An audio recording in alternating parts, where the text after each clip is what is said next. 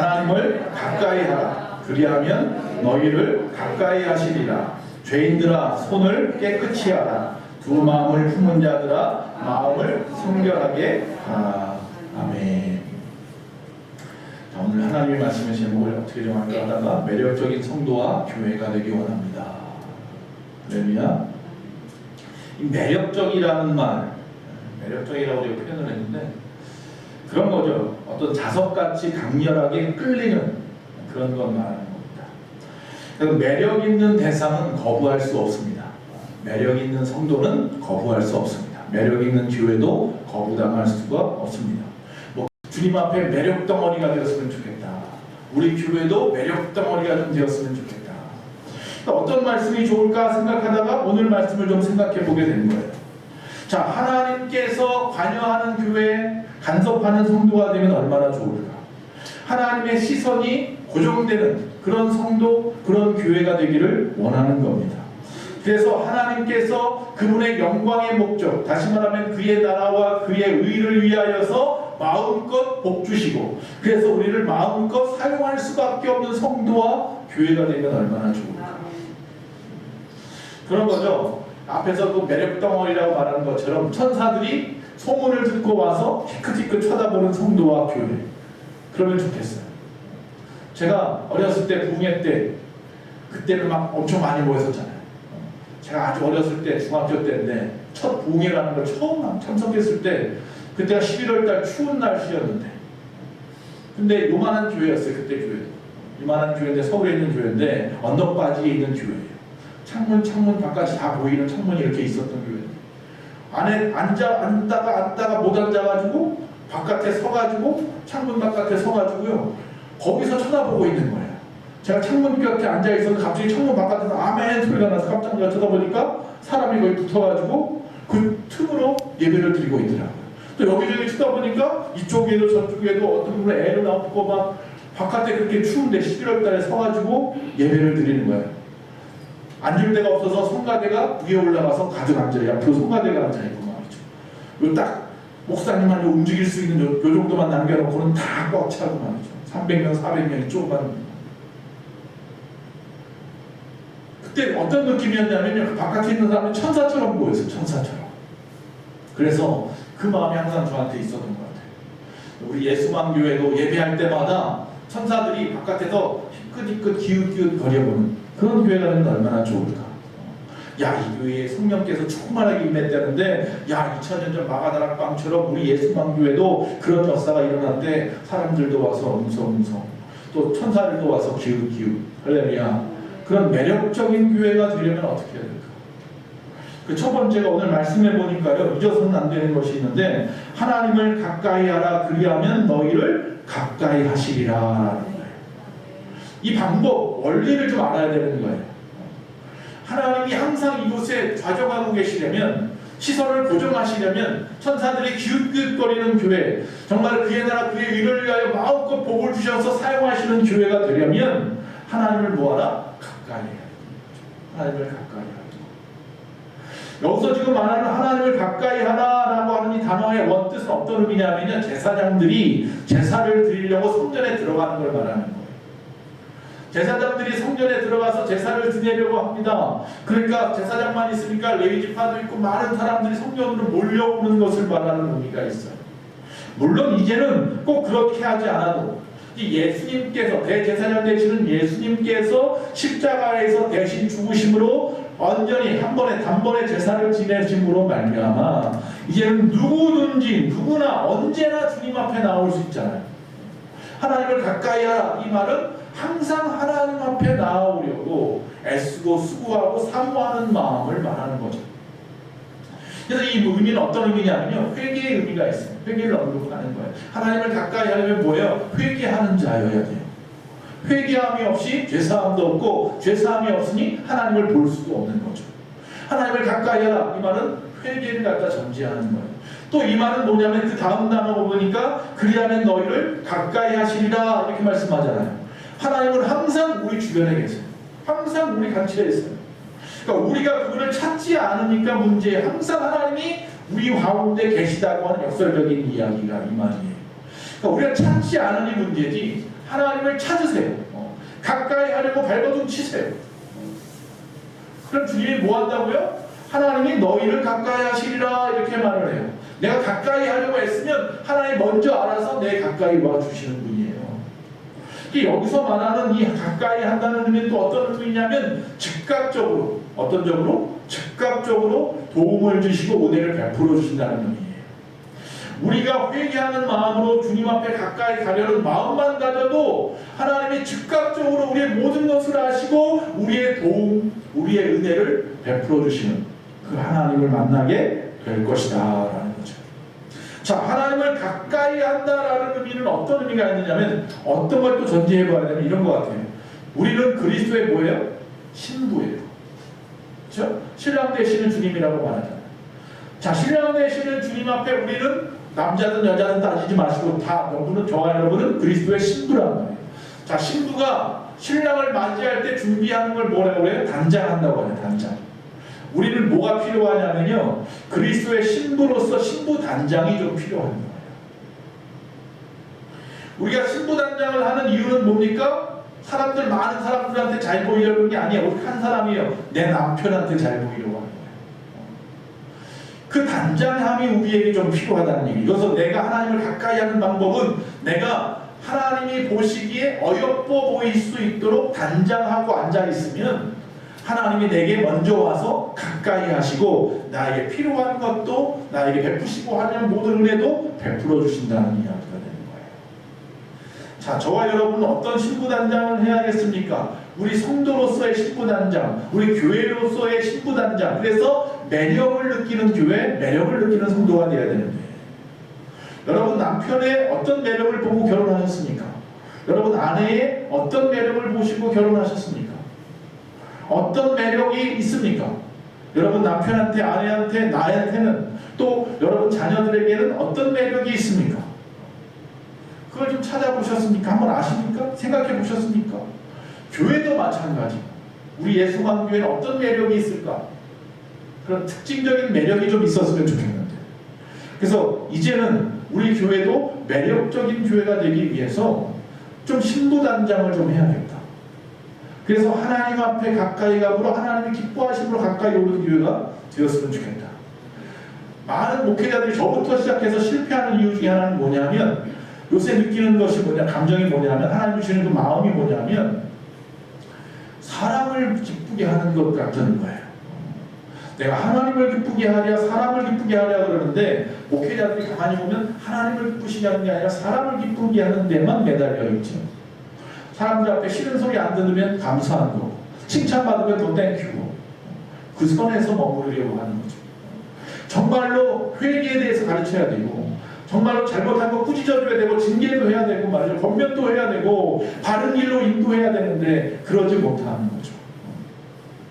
그래서 모르겠습니다. 이제 좀 제 말씀에 좀 모르겠어요. 하나님이 비수를 갖다 꽂아놨을 수도 있어. 이제부터 좀 필요한 말씀이 좀 선포되어야겠다. 이분이 혹시라도 상처받을까봐, 시험 들까봐, 떠날까봐 그런 거 따지지 말고 하나님이 하시는 거니까. 그거 나는 그냥 통로인데, 통로가 자기가 알아가지고 다 걸고 다 걸러가면서 그러면서 말씀 전하면 안 되잖아요. 하나님을 바라보면서 예배해야 되는데 자꾸 사람을 바라보면서 예배하는 저를 바라. 그런 매력이 없는 거예요. 하나님, 먼저 하나님 앞에 매력적인 우리가 되어야 될 줄로 믿습니다. 사람 앞에 매력적인 우리가 되려고만 노력하면 안 된다. 그 사실을 우리가 망각하다 보니까 교회는 계속해서 교인수 불리는 데만 급급하고, 성도들은 계속해서 이 땅에서 잘 먹고 잘 사는 데만 급급한 마음을 가지고 살아가요. 항상 그런 것만 구해요. 소위 교회가 부흥하고 또 성도들의 신앙이 성장하고 굉장히 중요한데, 사실은 우리가 그 말 대신 잘못 쓰고 있는 단어가 성공이라는 단어예요.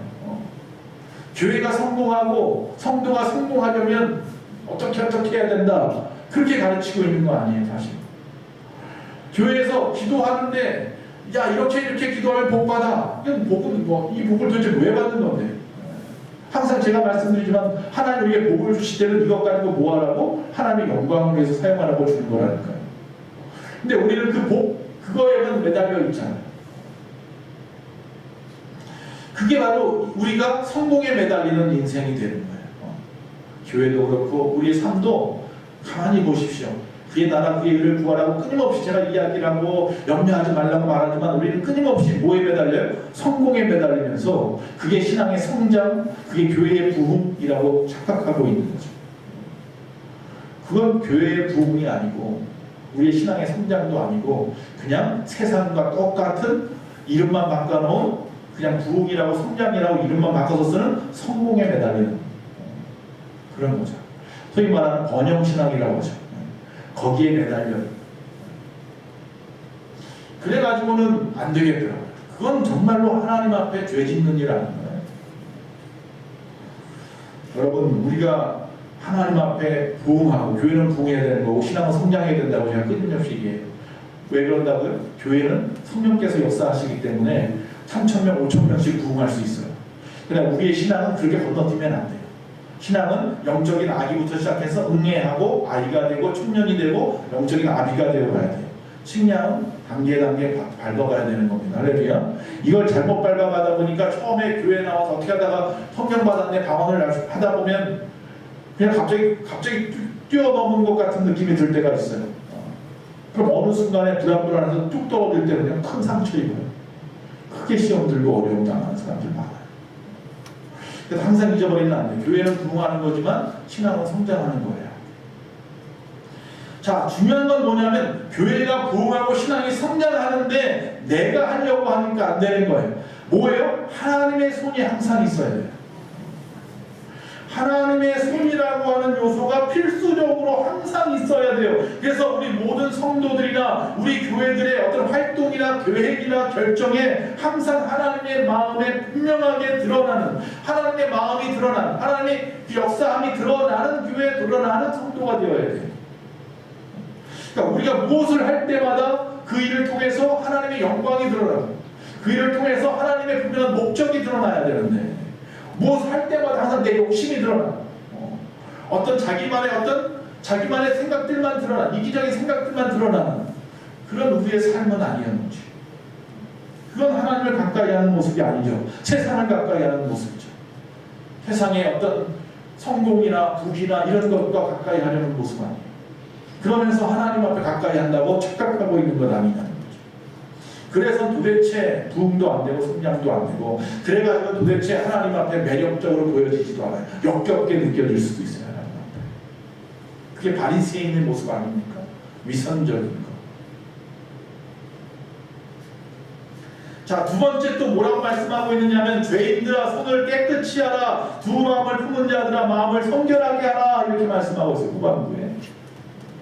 자, 여기 두 가지 말씀이에요. 이제 죄인들에게 하는 말씀이 있고 두 마음을 품은 자들에게 하는 말씀이 있어요. 그러나 똑같은 이야기에 여기서 말하는 죄인이나 두 마음을 품은 자는 누구냐면요, 그리스도인들이에요. 즉 앞에서 말하는 죄인은 예수 안 믿는 사람이겠거니 생각하지만 그렇지 않습니다. 지금 야고보가 보내는 이 편지는 교회에 보내는 편지예요. 즉 교회 안에 그리스도인이라고 자칭하는 자들 중에도 아직도 죄인이 있고 아직도 두 마음을 품은 자들이 있다는 거예요. 이 문제를 해결하지 못하면 하나님 앞에 가까이 갈 수 없고 매력적으로 하나님의 교회를 보여줄 수도 없어요. 자, 여기서 말하는 죄인은 어떤 사람이냐면요, 하나님을 믿는 믿음을 의심하는 자들이에요.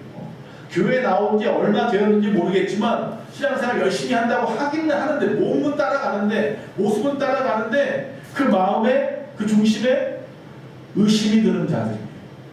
그런 자들을 여기서 죄인이라고 말하는데 그 사람들 뭐라고 말하냐면 손을 깨끗이 하라, 이렇게 말하고 있어요. 손을 깨끗이 해라.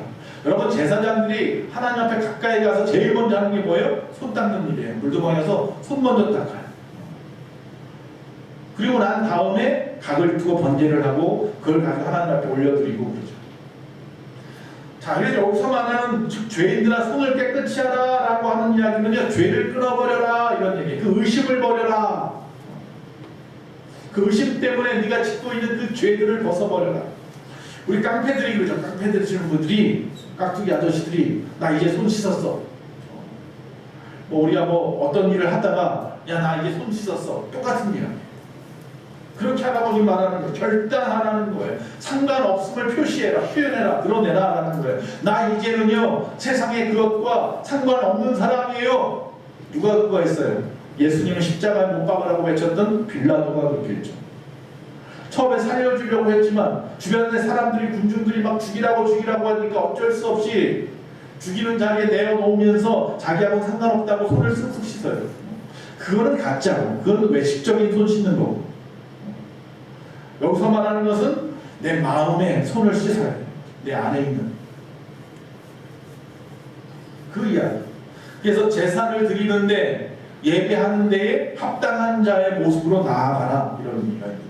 죄인들아 내 손을 씻으라는 이야기는 그런 깊은 의미가 들어있는 거예요. 또 두 번째 넘어가면 두 마음을 품은 자들아, 그렇게 말씀해요. 두 마음은 뭐예요? 하나님과 세상을 거타여 섬기는 자야. 세상도 좋고 하나님도 좋고 다 좋아. 두 마음을 품은 자들아 뭐하라? 마음을 성결하게 하라, 이렇게 말하고 있습니다.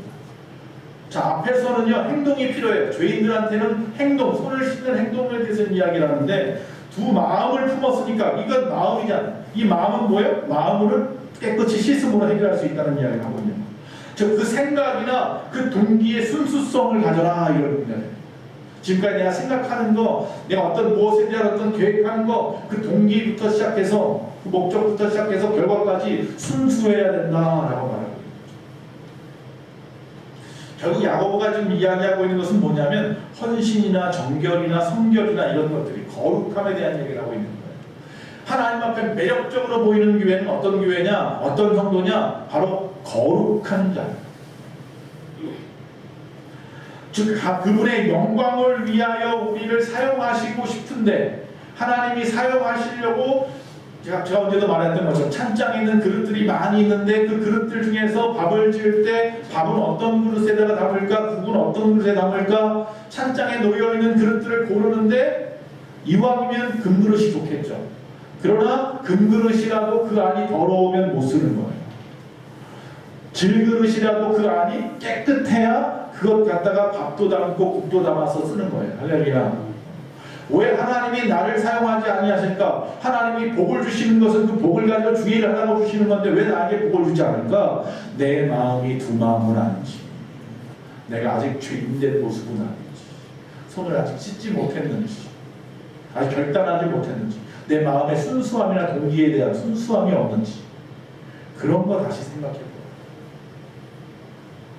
그리고 하나님 앞에 가까이 갈 때 하나님이 가까이 하시는 거예요. 그러면 그럴 때 하나님이 마음껏 복도 주시고 놀라웠게 사용하시는 줄로 믿습니다. 그런 교회, 그런 성도님들 되십시오. 네. 그래서 우리 교회도 제가 어제부터 좀 생각을 해봤어요. 몇 가지 좀 적어봤어요. 낙서 비슷하게 훌쩍훌쩍 하면서 기도하고 나서 하나님 주시는 마음을 좀 정리를 해봤어요. 그래서 우리 교회는 앞으로 제가 어떤 목표를 세워놓고 그 목표대로 가려고 하는데, 첫째는 어떤 교회가 되기를 원하느냐면 우리 성도님들의 신앙이 날마다 성장하는 교회가 되기를 원해요. 이게 가장 먼저예요. 거부할 수 없는 매력적인 교회가 된다는 것은 하나님의 목적에 충실한 교회거든요. 하나님의 목적은 뭐냐면 우리의 신앙이 성장하는 거예요. 하나님이 쓰실 만한 자리에 분량만큼 차기를 원하는 거죠. 아직 그만큼 분량도 안 되는데 억지로 쓰면 안 되잖아요. 뭐 일해보실 분들은 알아요. 맞지 않는 공부 갖고 암만 일을 해봐야 안 된단 말이에요. 힘만 들어요. 딱 맞는 알맞는 공부가 필요하잖아요. 그와 마찬가지예요. 우리의 신앙이 날마다 성장해서 하나님이 필요한 적재적소에마다 성도들이 가서 정말 알맞게 일하는 교회가 되었으면 좋겠어요.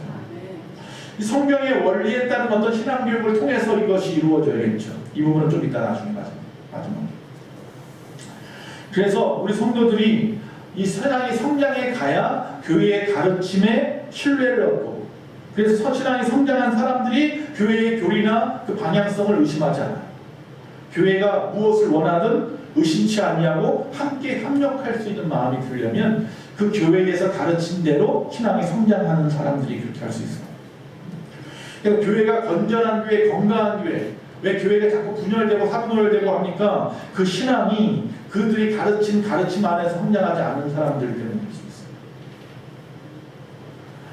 두 번째는 열매 맺는 교회였으면 좋겠습니다. 열매가 풍성한 교회, 열매가 눈에 보이는 교회.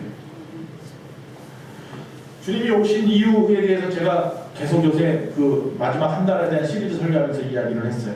첫째는 우리를 구원하시려고, 내 영혼 구원을 위해서 오셨고, 두 번째는 더 풍성하게 하시려고 한다고 했어요.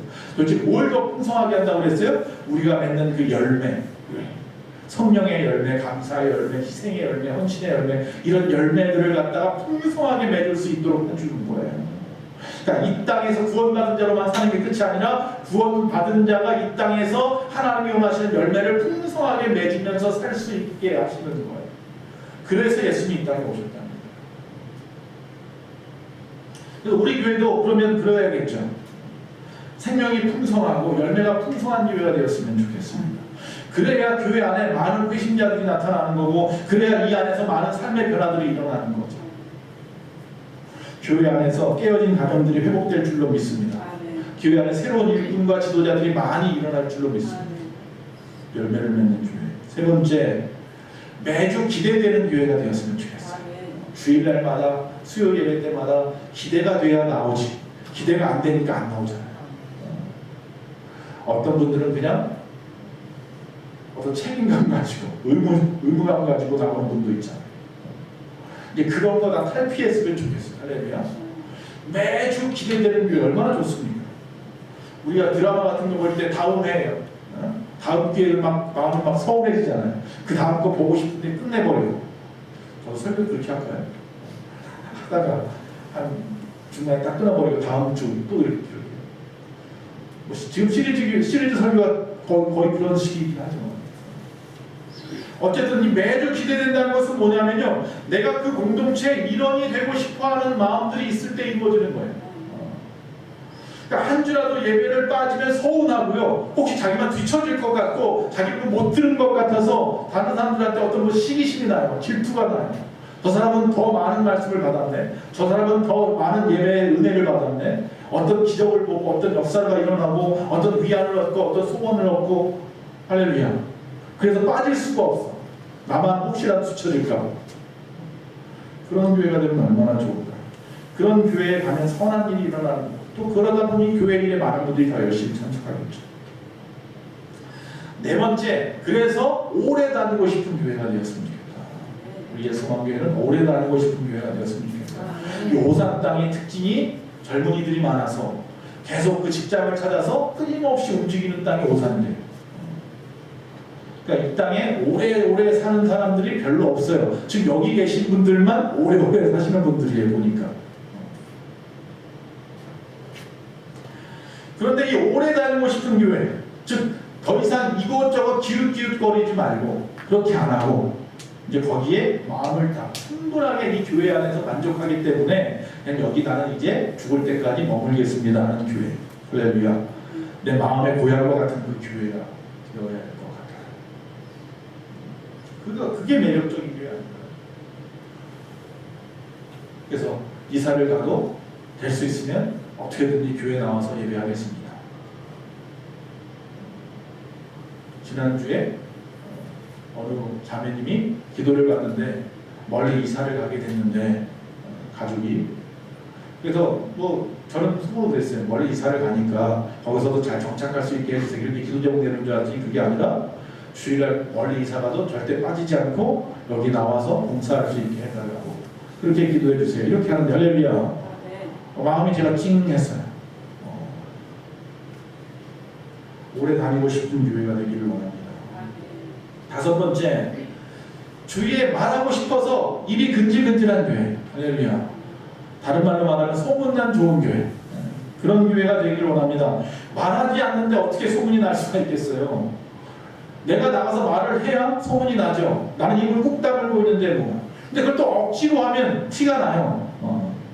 이 사람이 정말로 교회에서 또 어쩔 수 없이 전도하라고 그러니까 나한테 와서 전도하나 보다. 이게 티가 딱 나버리면 안 돼요. 정말 마음에서 막 기뻐서 이거 나만 알고 싶으면 안 될 것 같아. 입이 근질, 우리나라 사람들 입이 근질근질한데. 그 입이 싼 사람들이 많은데 왜 교회에 대해서 전하는 것은 그렇게 입이 싸지 않은지, 그렇게 무거운지 모르겠어요. 침묵이 금이라고 해서 그런지. 여러분, 주변에 비신자든지 신자든지 자연스럽게 그들에게 교회를 소개할 수 있었으면 좋겠습니다. 거부할 수 없는 교회, 내가 다니는 교회, 그 교회를 누구에게든지 전할 수 있었으면 좋겠습니다. 즉 다시 말하면 여러분 한 사람 한 사람 앞에 건강한 자부심이 좀 있어요. 이곳에서 받은 은혜가 있고 이곳에서 만난 하나님을 만난 체험이 있고 할렐루야. 그런 것을 통한 거부할 수 없는 자부심들이 여러분 안에 막 싹트기를 간절히 바랍니다. 그래서 많은 사람들이 이 교회로 초청을 하면 교회에 나와서 일어날 수 있는 모든 일들에 대해서 저와 여러분 걱정하지 말고 그냥 하나님이 하실 거니까 일하실 거니까 우리는 그저 있는 그대로 전하면 돼요. 있는 그대로 전하면 있는 그대로 그들이 받아서 와서 역사는 하나님이 일으키는 거니까 거기까지 걱정하지 말고. 우리가 전도할 때 왜 못합니까? 그 다음까지 생각하니까 전도하는 게 힘들어요. 교회 데리고 나왔는데 나온 다음에 교회에서의 어떤 상황들에 대해서 걱정이 되니까 거기까지 걱정하지 마세요. 할렐루야. 여러분이 증인이잖아요. 여러분이 그런데도 지금 교회 나와서 예배하고 있잖아요. 그럼 된 거 아니에요. 그 모습 그대로. 여섯 번째, 물론 우리는 절대로 완벽할 수 없습니다. 노력하는 것 뿐이지. 그러나 중요한 것은 그래도 부흥하는 교회가 되기를 바랍니다. 완벽할 수 없지만 부흥하는 교회라는 것은 뭐냐면 완벽해서 부흥하면 좋겠지만 성령께서 역사하셔서 우리 인생들이 하는 일이다 보니 성령께서 일하시지만 우리를 통해서 일하시다 보니 우리는 완벽할 수 없이 흠이 있다는 것을 인정해야 된다는 거예요. 저와 여러분이 신앙생활하는 데 있어서 사람들 눈치 보고 자꾸 완벽해지려고 하지 마시고요. 완벽주의에 빠지지 마시고 솔직하게 자기 연약함을 고백하고 연약하고 실수할 수 있다는 걸 인정하고 그 안에서 최선을 다하면 되는 그 모습이 아름답습니다. 할렐루야. 여러분 응애하고 태어난 아이가 갑자기 일어나가지고 한 번도 안 넘어지고 걷다가 뛰다가 그러면 이상한 거예요. 그럼 그 아이가 대단하다고 합니까? 뭔가 걱정될 수 있습니다. 애가 한 번 일어나서 걸으려면 수백 번 넘어져야 되는 거예요. 그 넘어지는 것들이 그 부모 입장에서 안쓰러울 수 있지만 그게 대견한 거예요. 일어나려고 또 넘어져도 또 일어나려고 하고 또 넘어져도 또 일어나려고 하고 한 번 넘어졌다고 안 일어나고 그냥 끝까지 응애하지 않고 그 성장하는 모습들이잖아요. 그게 예쁜 거죠. 아이가 한 번 아파요. 아프고 나면 그만큼 더 커지잖아요. 그 아픔 속에서 그만큼 성숙한 모습을 기대하고 또 그 모습 속에서 있는 그대로 받아들이잖아요. 아유 얘는 맨날 아파. 아유 보기도 싫어. 이렇다고 해서 자기 아이 자기 아이들을 모른 척하는 부모는 없단 말이죠. 우리 하나님이 그러십니다. 교회 자체나 교인들의 실수를 인정하고 실수를 통해서 오히려 더 많은 것을 배울 수 있다는 것도 이해하고 그래서 은혜와 또 용납이 함께 있어야 돼요. 그게 사랑이죠. 그래서 더불어 함께하는 교회라는 그런 교회예요. 나의 부족함을 누군가가 채워주고 그의 부족함을 내가 채워주고 서로 실수를 인정할 수 있고 용납할 수 있고 이해하고 용서해주고 더불어 함께 걸어가는 이 인상과 같이 그렇게 가는 거죠. 좀 늦게 가더라도 함께 가는 게 그게 중요하지 않겠습니까? 마지막 일곱 번째, 그래서 여기 나오시는 분들은 실수를 인정받으니까 기분 좋게 도전할 수 있는 거예요. 뭐든지 할 수 있는 거예요. 할렐루야. 이것도 할 수 있고 저것도 할 수 있고 그러면서 자기가 스스로 다듬어져 가는 거죠. 성도도 다듬어져 가고 교회도 그러면서 다듬어져 가는 거죠. 제가 말씀을 드린 적이 있죠. 이스라엘에 선지자 학교가 있는데 지금은 제사장 학교 죄송합니다. 제사장 학교가 있는데 지금은 레위 지파가 어느 지파인지 몰라요. 그 사람들 12지파가 지금은 안 나눠져요. 다 섞여버려가지고 뭐 레위 지파니 무슨 뭐 유다 지파니 이런 안 따져요. 그 사람들. 그러다 보니까 문제가 뭐예요? 그러다 보니까 레위 지파가 제사장이 돼야 되는데 그럴 수 없단 말이죠. 그러니까 우리는 예수 그리스도를 믿기 때문에 멜기세덱의 반차를 따라서 그런 거 안 따지는데 아직도 유대인들은 제사장을 그들은 받아들이기 때문에 제사장을 세워야 된단 말이에요. 그래서 유전자를 갖다 다 분석해서 최고로 많은 유전자, 옛날 레위인들 그 무덤에 있는 유전자랑 최고로 많이 맞는 사람들만 모아놓고 제사장 학교를 한단 말이죠. 그래서 문제는 이 아이들이 커서 제사장이 되고 이제 그들이 자리를 잡으면 이스라엘에서 무슨 짓을 할지 모른다고 겁을 먹는 사람들도 있더라고요. 3차 대전이 또 일어날 수도 있다. 어쨌든 간에 그 제사장 학교에 가장 큰 제일 먼저 교회 그 학교에 갈 때 가르치는 게 뭐라고 그랬어요? 학교 갈 때는 어떻게 간다고? 뛰어간다고 그랬어요. 몇 번을 얘기했는데 뛰어가고 끝나고 집에 올 때는 어떻게 간다고요? 가기 싫은 모습으로 천천히 간다. 그거 가르친단 말이에요. 근데 이게 정말 자기가 마음에서 우러나서 그렇게 해야 되는 건데 그렇게 안 하더라도 제일 먼저 그걸 가르쳐 보면 이 아이들이 그게 몸에 배어요. 그러니까 저와 여러분도 마찬가지예요. 우리 예수만교회 올 때는 빨리 가서 예배하고 싶어서 또 조금이라도 더 일찍 가서 앉아서 기도하고 싶어서 뛰어오고. 왜 뛰어오신 분 계십니까? 늦어서 뛴 거 말고 더 일찍 가고 싶어서 뛰어서 오고, 집에 갈 때는 제일 먼저 축도도 다 끝나는 줄 알았는데 뛰쳐나가지 마시고 더 기도하시고, 가기 싫어서 그 은혜가 너무나 놀라워 가기 싫어서 억지로 자꾸 뒷공문이 여자 놓고 쳐다보고 그러면서 나가는 교회가 되었으면 좋겠습니다. 할렐루야. 기분 좋은 교회, 그러면 막 도전하고 싶은 마음들이 막 드러나죠. 그래서 주일에 말씀 앞에 살아야겠다는 의지를 가지고 정말 주님 앞에 열심히 나오고 그 말씀대로 또 살아가고 싶어서 안타까운 마음에 도면에 더 많은 것들을 갖다가 마음속에 내 안에 저장하고 싶어서 더 남아있고. 자, 여기서 첨부 하나 합니다. 지금 이게 내가 노력한다고 되는 게 아니라니까. 하나님이 간섭하지 않으면 이렇게 안 됩니다. 그러나 내가 노력해야 되는 부분이 하나 있어요. 이게 뭐냐면 말씀이에요. 말씀. 누가복음 24장 32절에 이런 말씀이 있습니다. 그들이 서로 말하되 길에서 우리에게 말씀하시고 우리에게 성경을 풀어주실 때에 우리 속의 마음이 뜨겁지 아니하더냐, 이렇게 되어 있습니다. 이게 무슨 말씀이에요? 어디로 가는 두 제자? 엠마오로 가는 두 제자 이야기예요. 예수님이 십자가에 죽으셨네. 그리고 장사되는 것까지 보았어요. 그리고 두 제자가 이제 다 끝났어. 그리고 엠마오 자기의 고향으로 돌아가는 거예요. 먼 길도 아니에요. 예루살렘 바로 옆인데 그 자기 마을로 돌아가는 길에 갑자기 어떤 한 사람이 나그네가 와서 같이 가게 되죠. 같이 가면서 무슨 일이 있냐고 물어봐요. 무슨 얘기하냐고. 그러니까 이 두 사람이 당신은 예수님에 대해서 모르시오? 예수님이 있었는데 그가 십자가에 죽으시지 않았습니까? 그 큰 일을 갖다가 당신이 모르신단 말이니까 뭐 이러면서 셋이서 이야기를 주고받느니 하면서 가다가 가면서 가보니까 이분 말씀이 더 은혜가 되는 거야. 그 말씀이 어떻게 돼요? 뜨거워지면서 눈이 밝아지죠. 그리고 나서 보니 그가 예수님인 거죠. 부활하신 주님을 그렇게 만나죠. 다시 한번 읽어봅니다. 그들이 서로 말하되 길에서 우리에게 말씀하시고 우리에게 성경을 풀어주실 때 우리 속에서 마음이 뜨겁지 아니하느냐. 할렐루야. 그러니까 교회 안에서 이 말씀으로 인하여 그 마음이 막 뜨거워져야 됩니다. 이게 중요한 거예요. 그 웨일즈에 가면 1905년 4년부터 5년 사이에 웨일즈의 부흥의 역사가 일어났어요. 이 부흥부터 시작해서 이 어떤 매체가 돼서요. 우리나라 평양 대부흥도 또 그리고 그 소위 말하는 오순절 교단들, 순복음교회라든지 처처부가시라든지 그리스도교회라든지 뭐 이런 오순절 교단 교회들이 부흥하는 역사가 여기서부터 시작되거든요. 줄기가요. 근데 이 영국의 웨일즈에서 어떤 역사가 일어났냐면 그때 에번 로버츠라고 하는 목사님인데 이분이 섬기는 교회 안에서 24시간 예배하고 24시간 찬송하고 기도를 했어요. 그러니까 목사님이 항상 할 수는 없으니까 돌아가면서 리더를 세워서 끊임없이 기도하고 찬송했어요. 그걸 갖다가 거의 1년 가까이 하면서 놀라운 역사가 일어났어요. 그 주변 탄광촌이에요. 탄광촌에 있었던 사람들이 그 교회에 나오기 시작하는 거예요.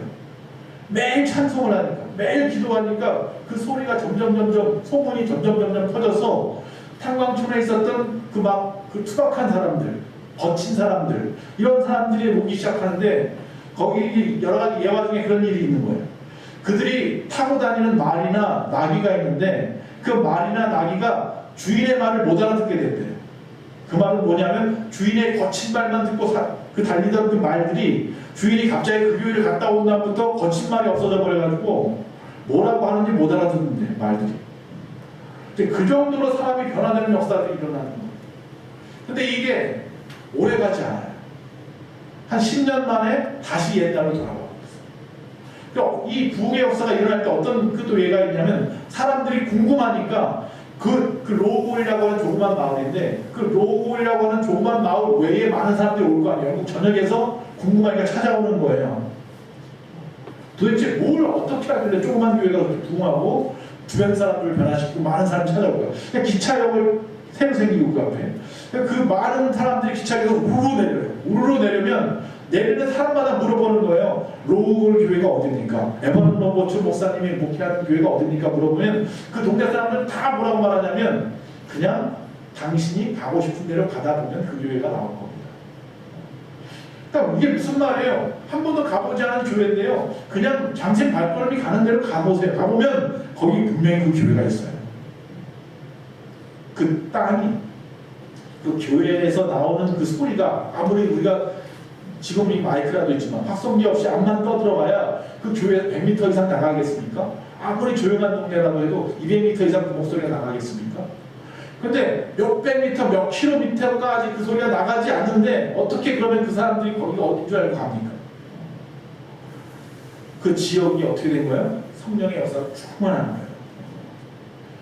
그러니까 성령께서 점령한 도시가 된 거예요. 그러니까 그곳에 가는 자마다 역사가 일어나는 거예요. 성령의 다윗을 잡으러 사울이 갔을 때의 얘기처럼 사울이 사람을 보냈는데 다윗을 잡으러 보냈는데 보낸 사람마다 변화되잖아요. 예언도 하고 말이죠. 사울도 갔는데 그도 역시 변화된단 말이죠. 그 땅에 들어가서 다윗을 잡으러 갔다. 그와 마찬가지로 그 로우골 교회가 있는 지역이 그 교회 때문에 변화되기 시작하고 그것에 오는 사람들이 누구든지 말하지 않아도 다 찾아갈 수 있어요. 제가 처음 신학교 1학년 때 경배와 찬양이 한참 우리나라에 그럴 때 저 서울 이천동에 온누리교회 동부이천동에 서울 이천동 그 이천동에 온누리교회에 처음 찾아갔을 때 뭣도 모르고 버스를 타고 화곡동에서 그 용산까지 버스 하나를 타고 갔어요. 내렸는데 어딘지 다들 모르는데요. 그 버스 안에 또 기차 안에 사람들이 다 내려 거기요. 수십 명 수백 명이 내려 그 교회 앞에. 내려 바로 교회가 있는 것도 아닌데 내려서 그 사람들이 그냥 가. 그러니까 난 어딘지 몰라도 그냥 같이 가면 돼. 가 보니까 어떻게 해요? 그 교회가 나타나는 거예요. 그래서 우리나라에서 최초로 그 경배와 찬양이 거기서 시작되잖아요. 동해역사. 그때 가서 그냥 수천 명이 모여서 수만 명이 모여서 집회를 하고 예배를 했었죠. 그와 비슷한 거죠. 로고교회. 근데 문제가 뭐냐면 이 목사님이 끊임없이 회개 운동을 해요. 끊임없이 그들에게 기도하라고 그래요. 그리고 찬송을 계속 불러요. 1시간, 2시간 동안 계속 찬송을 불러요. 그러니까 찬송을 막 부르다가 누군가가 기도하기 시작하면 찬송이 어느 순간 죽어들고 다 같이 기도하는 거예요. 그때부터. 그게 또 1시간, 2시간, 3시간 가다가 또 누군가 갑자기 또 찬송을 한 명이 부르기 시작하면 옆에 있는 사람이 저녁되듯이 또 찬송을 부르면 또 찬송을 또 한 2시간, 4시간씩 하는 거예요. 그렇게 24시간이 계속 돌아가는 거예요. 교회가. 근데 왜 부흥하지 않았을까? 말씀이어서. 말씀. 기도하고 찬송을 하는데 목사님이 말씀을 안 전하는 거예요. 주일날 잠깐 전하는 말씀 외에는 말씀을 전하지 않으니까 이 말씀이 없으니까 공허해지는 거예요. 그들의 기도가 공허한 외침이 되는 거예요. 그들의 찬양이 그저 기분 전환밖에 되지 않는 거예요. 말씀이 없으니까. 성령의 역사도 중요한데요. 말씀의 역사가 있어야 되는 거예요. 말씀과 성령의 역사가 함께 가야 두 날개라고 하는 게 바로 그거죠. 우리 교회도 그래서 그냥 성령 충만 이것만 외치지 않겠습니다. 이제 말씀으로 함께 가는 교회가 되었으면 좋겠어요. 제가 처음 교회를 여기서 개척할 때에 제가 처음 시작했던 게 성경 공부였거든요. 그걸 어느 순간인가 제가 멈춰버렸더라고요. 다시 시작하려고 합니다. 그래서 어느 정도 코로나가 잠잠해지고 앞으로 제가 볼 때는 한 달 아닐 것 같아요. 4월달쯤 지나고 보면 이제 다시 모든 것이 다 정상될 텐데 그때는 이제 모든 시간들이 말씀이 있고요. 말씀을 이제는 이렇게 선포하는 것은 수요일이고 주일은 되고 나머지 시간은 가르치고 배우고 그리고 또 뜨겁게 기도하는 그런 시간들을 좀 가졌으면 좋겠어요.